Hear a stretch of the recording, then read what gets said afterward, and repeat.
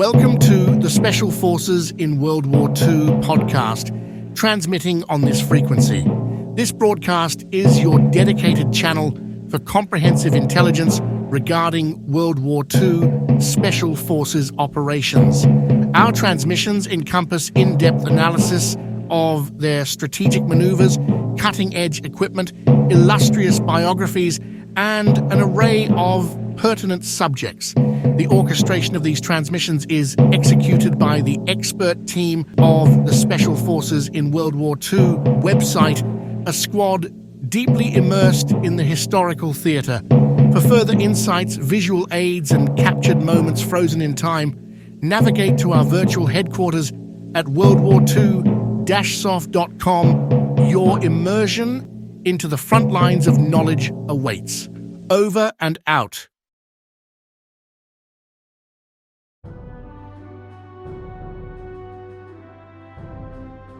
Welcome to another episode of the Special Forces in World War II podcast. I'm your host, Michael Wyers, and today we're diving into the covert world of deception and the brave soldiers who made it happen.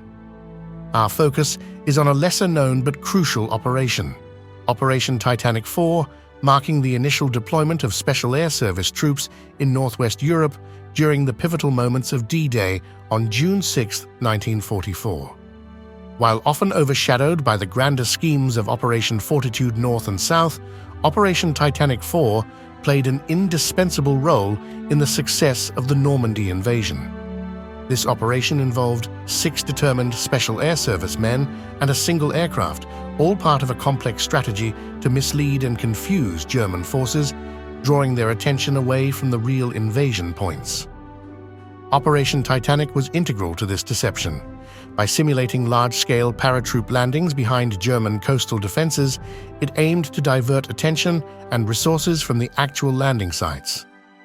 Specifically, Titanic IV targeted the area west of Utah Beach, intended to draw German forces away from the landing zones of the American 101st Airborne Division. This daring mission involved meticulous planning and precise execution. On the night before D-Day, the Special Air Service teams parachuted into enemy territory, supported by hundreds of dummy parachutists known as Ruperts, equipped to simulate rifle and machine gun fire upon landing.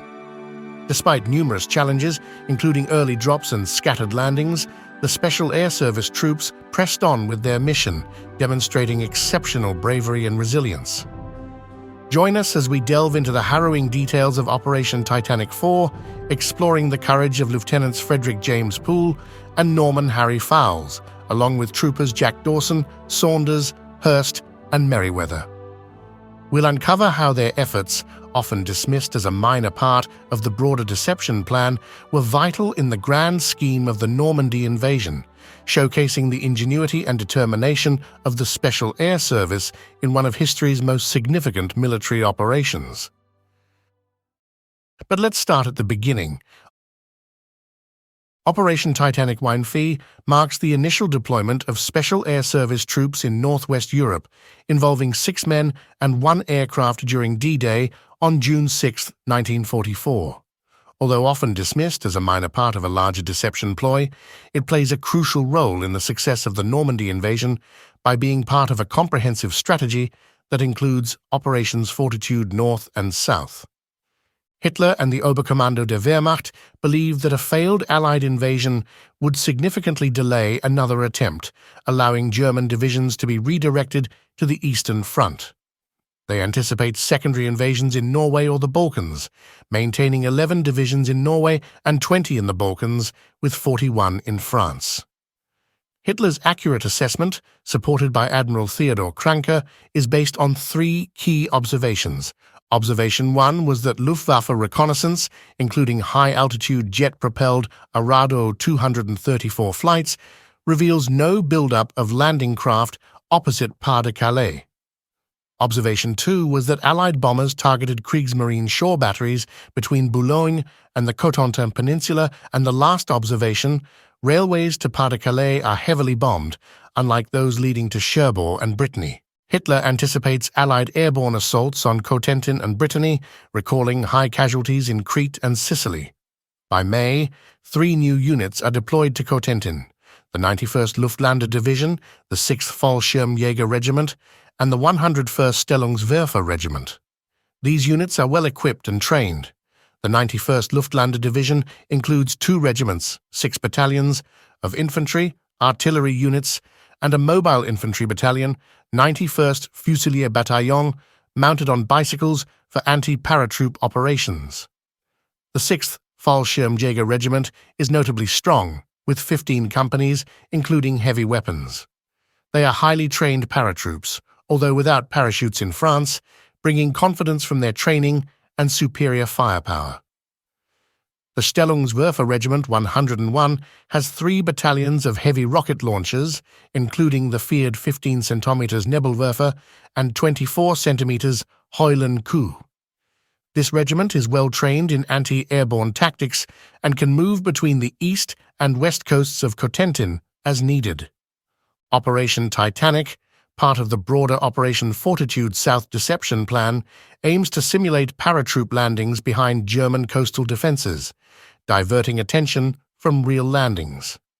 Titanic I simulates a division landing north of the River Seine to draw enemy reserves, especially the 12th SS Panzer Division Hitlerjugend, north of the river. Titanic II simulates landings in eastern Normandy to hold enemy forces west of the Seine. Titanic III coincides with British 6th Airborne Division landings to divert forces south of Cayenne. Titanic IV coincides with U.S. landings west of Utah Beach to divert forces from the coastal area. It operates in conjunction with Operation Big Drum, involving deception gear on launches and radio countermeasures to simulate a massive stream of aircraft approaching the Cotentin Peninsula. Due to a lack of transport aircraft and Special Air Service troops, only Titanic I and Titanic IV proceed. Titanic I proceeds without Special Air Service operators, but includes the window and parachutist dummies nicknamed Rupert. The Titanic IV mission involves 6 Special Air Service men from A and B squadrons, Lieutenants Frederick James Poole and Norman Harry Fowles, and troopers Jack Dawson, Saunders, Hurst, and Merriweather. They face considerable opposition, with German forces in the Cotentin region well prepared for airborne assaults. On May 19, 1944, the fate of Operation Titanic is uncertain. Special Air Service Brigade Operation Instruction No. 11 states that, pending results of representations to 21st Army Group by Corps Commander, it must be assumed that Special Air Service troops' commitments in cover plan, as described to you verbally, will stand. These commitments include Titanic I with 3 parties of 3 men from 2 Special Air Service to drop in the Yeovil area, eastern Normandy, approximately 160 kilometers east of the D-Day beaches, and Titanic IV, 2 parties of 3 men from 1 Special Air Service to parachute into Marigny, about 48 kilometers south of Utah Beach. Their mission is to divert German troops stationed near the American 101st Airborne Division's landing zone. Titanic I's parties are to parachute onto their drop zone 4 hours and 40 minutes before H hour, and Titanic IV's at 5 hours before H hour. 1 minute after the men jump, several hundred dummy parachutists, dubbed Ruperts, will be dropped onto a nearby drop zone.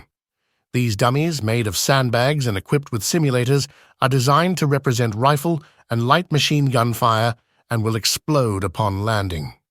Pintail bombs containing very light cartridges will also be dropped to create the illusion of a major airborne assault.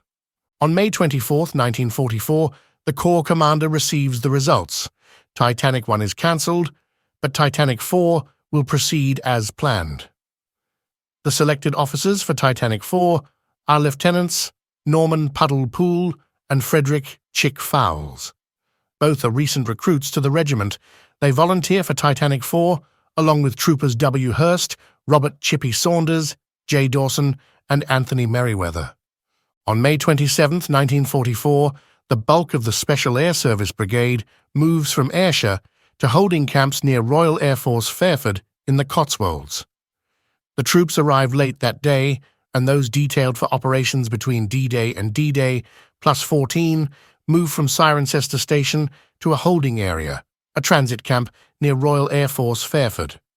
The camp holds a large number of men as the teams for Operations Titanic IV, Bullbasket, Houndsworth, Dingson, Samwest, and Gain are stationed there, along with the brigade command and administrative staff, nearly 500 men. The two teams for Titanic IV are selected by the commanders of A and B squadrons. The 6 men are not told of their mission until after they arrive at Royal Air Force Fairford. On May 29, 1944, there is some confusion in the final week of May about the exact composition of Titanic IV. A memo states that Titanic IV will not take place as planned. Revised plan now under consideration. The men of Titanic are finally briefed about their mission by their commander, Blair Paddy Mayne, and the brigade intelligence officer, Captain Michael Foote. Lieutenants Fowles and Poole appear horrified by the mission's suicidal nature, but resolve to continue after encouragement from their comrades. On June 1, 1944, the final operation memo specifies 2 parties of 3 all ranks from 1 Special Air Service regiment. The 6 soldiers will now be dropped by a Halifax bomber instead of a Sterling or Albemarle. The memo includes a paragraph on withdrawal, outlining options for the 2 parties to hide after completing their task and either infiltrate back through enemy lines, withdraw to Special Air Service base areas, or be recovered by sea later. Poole and Fowles, alongside Lieutenant Ian Stewart from Operation Houndsworth, spend their days studying maps and aerial photographs and learning methods to avoid being tracked by enemy forces. The intelligence indicates no static German troops in the area except at Perrier, the headquarters of 243rd Infantry Division. Mobile units include the 352nd Infantry Division in Amigny, tasked with counterattacks against western Normandy beaches, and 30th Mobile Brigade, spread around Saint-Lô and Coutances. On June 3, 1944, Lieutenants Poole and Fowles are escorted by Captain Mike Sadler to Hassell's Hall in Bedfordshire, known as Hush Hush House. It is the final stop for agents before their missions into occupied Europe. Captain Sadler, an experienced Special Air Service officer, is impressed by Lieutenant Poole's piano skills, which help soothe nerves as they await the operation. On June 5, 1944, Hassell Hall is busy as Paddy Mayne addresses his men one final time. A memo from Lieutenant General Frederick Browning states that Paddy Mayne will attend the briefing of Flight Lieutenant Robert Johnson, the pilot, at Royal Air Force Tempsford at 18 o'clock hours. The briefing outlines contingency plans for dropping the parties if the primary drop zone faces heavy fire. The regiment, although relatively egalitarian for its era, still faces uncertainties about whether troopers can socialize and dine with officers, likely keeping them apart. The hall is filled with Special Operations Executive agents, conducting officers and staff officers from both the Special Operations Executive and the Special Air Service. The Special Air Service officers spend much of their day solving jigsaw puzzles, watching films, and chatting with 2 young women who help with the puzzles. The Special Air Service troops are unaware that one of these women is Violette Sabo, a Special Operations Executive agent about to embark on her 2nd mission to France. Nearby, members of Jedburgh Team Hugh prepare for their flight with the Bullbasket Reconnaissance Team on Mission Politician. The team consists of Captain L.L. Helguach, a French weapons and demolitions instructor, Lieutenant R. Meyer, a wireless operator, and Captain William Crawshay, 8th Battalion, Royal Welch Fusiliers, the team leader. As evening approaches, the Titanic and Bullbasket teams gather their equipment, including Bergen rucksacks, radios, and weapons. They travel to the airfield to collect their parachutes and pigeons. Tempsford Airfield is active with aircraft preparing for departure. The containers accompanying the soldiers contain parachutist dummies, pintail lamps, and rifle fire simulators, along with window to jam enemy radar. The soldiers' equipment includes essentials such as weapons, rations, radios, and personal items. Among the first to take off are the Halifax aircraft of No. 138 Squadron embarking on the Titanic missions. For Titanic Wine, 7 Halifax aircraft from No. 138 Squadron and 4 Stirlings from No. 149 Squadron, flying out of Royal Air Force Methwold in Suffolk, are tasked with delivering window and other materials. Additionally, 1 Halifax is assigned to Titanic IV, with further Stirlings dropping window and the parachutist dummies for the same mission. Titanic I proceeds despite the challenging weather, which includes a low cloud base of 300 meters over the drop zone areas, positioned approximately 75 meters above sea level. The operation involves 7 Halifax BII aircraft from No. 138 Squadron. 4 of these aircraft drop the parachutist dummies and packages through joe holes, while the remaining 3, along with the Stirlings, drop window. The operation appears to go according to plan, demonstrating the detailed preparation and coordination typical of such wartime missions. The 8th Halifax, NFM, flown by Flight Lieutenant Johnson, carries the Titanic IV teams and their containers. It takes off as scheduled.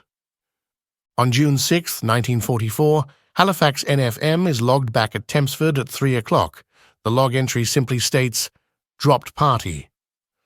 The Royal Air Force has played its part, delivering the Special Air Service teams to the drop zone. However, the jump is not as straightforward as the log suggests. In reality, the Titanic IV mission quickly encounters difficulties. The Halifax makes an accurate landfall near Avranches and begins its approach to the drop zone. When the aircraft is estimated to be 8 minutes away, the navigator switches on the dispatcher's red standby light. Due to a malfunction, the light changes to green, indicating go almost immediately. This sudden change leaves no time to think. The dispatcher and paratroops, fixated on the light, react instinctively. The dispatcher yells, "Go!" and they jump quickly. The malfunction results in the 2 teams being dropped about 7 minutes ahead of schedule at 0:20 hours. The unexpected light change momentarily confuses them, and a slight pause before number 2 in the stick follows Lieutenant Fowles through the joe hole causes a further scattering. To complicate matters, the last man, Lieutenant Poole, trips over his leg bag and knocks himself out. He must have been last, as no one sees him stumble. The majority of the team lands approximately 2 kilometers northwest of the intended drop zone. There is no report of dropping containers or the sight of very lights or the sound of simulated rifle fire. When the parties rally, they discover that Lieutenants Poole and Fowles are missing. The 4 remaining troopers bury their parachutes and, with good visibility, conduct an extensive search for the containers. They find none and see no sign of the 2 missing officers. The 4 troopers are on their own. At 3 o'clock hours, with dawn approaching, they decide to follow their instructions from Fairford. They spread out around the drop zone, plant their Lewis bombs, and withdraw. The bombs explode, but fail to attract immediate attention. The group moves north away from the landing area and hides in a thick hedge. They remain there all day, seeing no movement apart from a patrol of German bicycle troops on the St. Lo-Corentin Road. Throughout D-Day, they observe limited German patrol activity.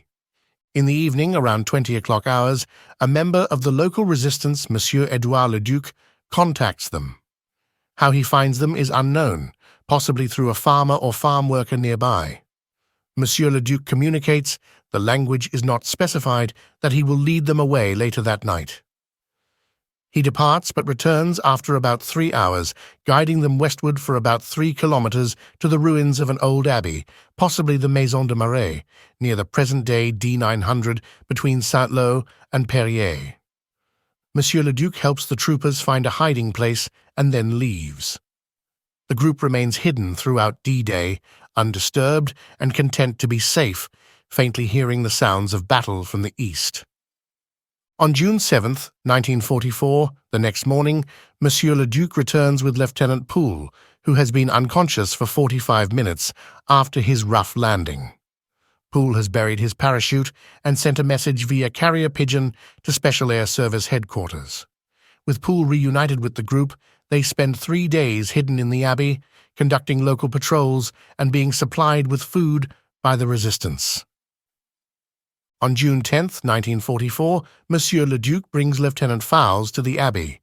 Fowles has landed close to the drop zone but has been separated from the group. He spends several days hiding and conducting minor sabotage, including cutting telephone wires and sniping at Germans.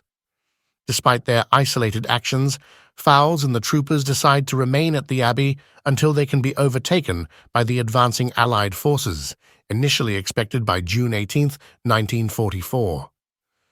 They are supplied by the local resistance. On June 25, 1944, Monsieur le Duc leads 3 U.S. paratroopers, escaped prisoners from the 508th Parachute Infantry Regiment, to the Special Air Service hiding place. The group's food supply is critically low, forcing them to forage for vegetables. On June 28, 1944, German forces, including Fallschirmjäger Regiment 6, move into nearby Remilly-sur-Lauzon. The Special Air Service team is warned by Monsieur le Duc to relocate. They move south and hide in an old brushwood cabin. On July 2, 1944, the group decides to move north, hoping to reach Allied lines. They make slow progress, crossing open countryside and the River Taut. On July 9, 1944, during the night, they reach the village of Raids and hide near a German position. On July 10, 1944, a German patrol discovers them, leading to a skirmish where Hurst and Merriweather are seriously wounded by grenades. The uninjured members, Poole, Dawson, and Saunders, carry the wounded to a farm, where they are captured by German Fallschirmjäger. After their capture, they are taken to a German headquarters. After brief interrogation, they receive medical treatment at a makeshift surgical station and are eventually moved to a temporary military hospital in Rennes. Following the liberation of Rennes by U.S. forces in August, the captured troops receive proper medical care and are freed. Poole, Fowles, Dawson, and Saunders spend the rest of the war in a prisoner of war camp. Fowles and Poole receive the Military Cross for their leadership, and Merriweather is awarded the Military Medal for his bravery. The use of Rupert dummies played a crucial role in the deception efforts of Operation Titanic. These decoys, nicknamed Ruperts, were approximately 90 centimeters tall and constructed from sackcloth, filled with sand and straw. Each dummy was equipped with an integral parachute to mimic the appearance of descending paratroopers. At a distance, they could easily be mistaken for actual paratroops. The official designation for these dummies was Device Camouflage Number 15. Various forms of Ruperts existed, each with unique features to enhance their deception capabilities. Self-destruct devices. Some Ruperts included a timed self-destruct mechanism that would burn the dummy and its parachute, giving German troops the impression that real paratroopers had landed, burned their chutes, and either lay in wait or had dispersed to carry out sabotage operations in the area.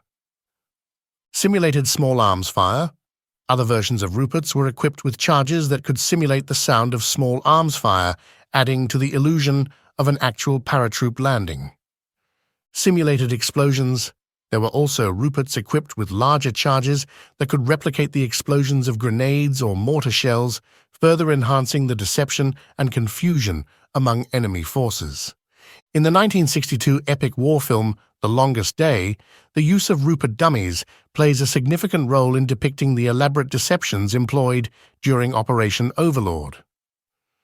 Directed by Ken Anakin, Andrew Martin, and Bernhard Wicki, the film sought to provide a realistic portrayal of the events leading up to and including the Normandy landings on June 6, 1944. Interestingly, producer Darrell F. Zanuck chose to use more human-like rubber dummies resembling U.S. paratroopers for the film, rather than the actual sackcloth parachutist dummies used during the war. These rubber dummies, activated by moving an arm down, added a humorous touch to the production. This choice was rather odd, given that the British Special Air Service during Operation Titanic used dummies resembling U.S. paratroopers instead of British paratroopers. Operation Titanic was a critical component of the Allies' deception strategy to mislead German forces about the true landing zones.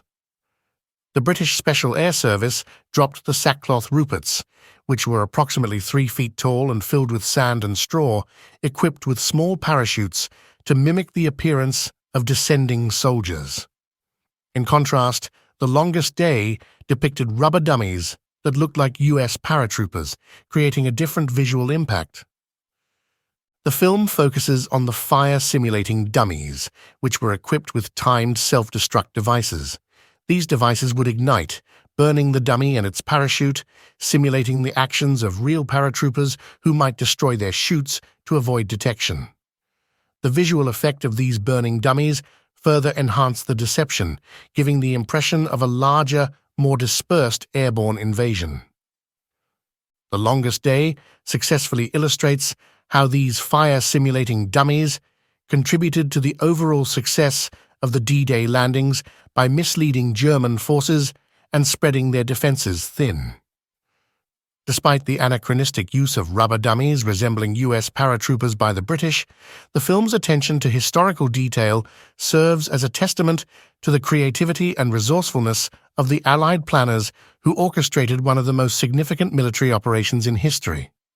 Thank you for joining us on this episode of the Special Forces in World War II podcast, where we've delved into the intricate and courageous efforts of Operation Titanic IV. This mission, often overlooked in the annals of history, played a crucial role in ensuring the success of the Normandy invasion on D-Day, June 6, 1944. We've explored the broader strategic context that necessitated Operation Titanic, where Hitler and the Oberkommando der Wehrmacht sought to anticipate and counter Allied invasion plans.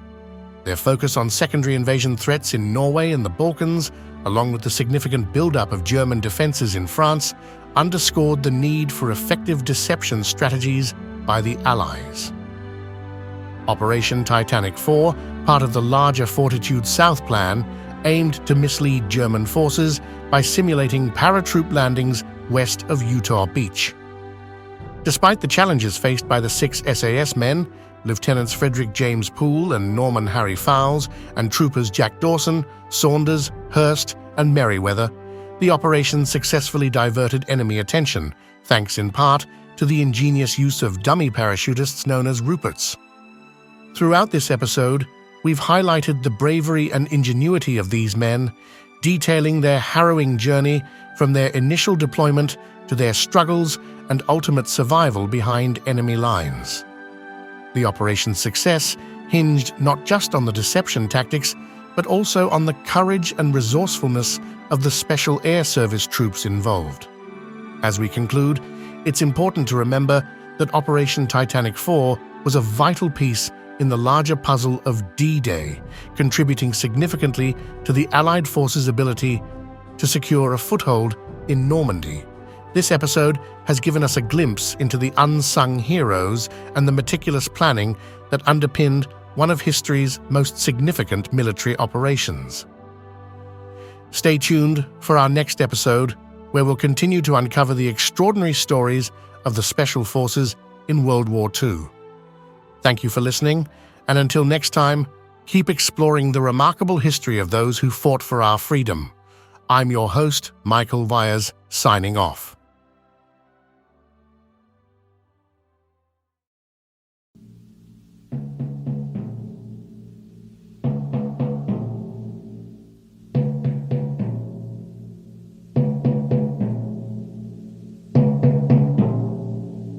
And that concludes this mission briefing, fellow warriors of knowledge. We've navigated through the trenches of information, delving deep into the battlefields of history. As we wrap up this episode in our campaign for understanding, remember that knowledge is your most potent weapon. Stay vigilant and keep sharpening your intellectual arsenal. We'll rendezvous again for another episode, continuing our relentless pursuit of enlightenment. Until then, keep your mind sharp, your curiosity burning, and your determination unwavering. Simultaneously, you are hereby alerted to our outposts on Facebook, Instagram, and YouTube, fortifying our information dissemination. Should you possess any pertinent intelligence to bolster our mission, transmit your findings with no hesitation. Your contributions shall be prominently acknowledged within the operational archives. Furthermore, for those prepared to provide substantial reinforcement, navigate to our Patreon forward base and enlist. Your support is integral to sustaining our forward thrust. Carry forth the legacy. Dismissed.